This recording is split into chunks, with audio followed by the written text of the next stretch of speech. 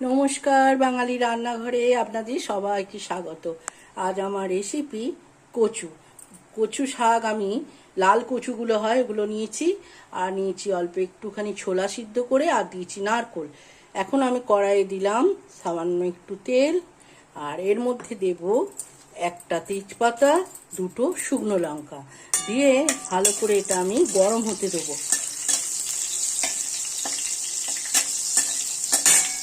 আর দেব সামান্য একটুখানি জিরে দিলাম। এই কচু শাকটা একবার নিরামিষ এইভাবে খেয়ে দেখবেন।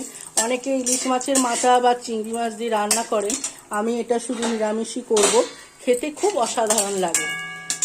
এবার আমি এখানে দেব,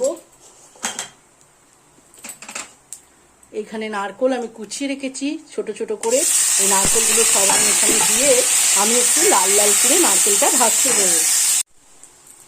নারকেলটা আমি সামান্য ভেজে নিয়েছি। এখন আমি এখানে দেব একটু ছোলা সিদ্ধ করে রেখেছিলাম, এই ছোলাগুলো দিলাম। দেওয়ার পর আরও কিছুক্ষণ আমি হতে দেবো। এবার আমি এখানে দেব কচু শাক। আমি এরমভাবে লাল কচু সিদ্ধ করে জল ঝরিয়ে রেখেছিলাম, এটা আমি দিয়ে খুব ভালো করে আমি এটা তেলের সাথে মেল্ট হতে দেবো। এবার আমি কিছুক্ষণ নাড়াচাড়া করে নিয়েছি। এবার আমি একে একে মশলাগুলো দিয়ে দেবো।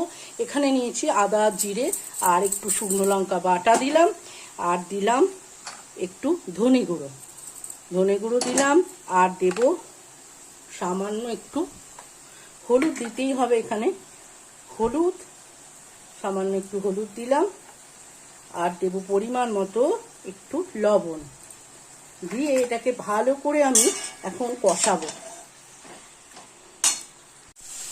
আমি কিছুক্ষণ মশলার সাথে কষিয়ে নিয়েছি।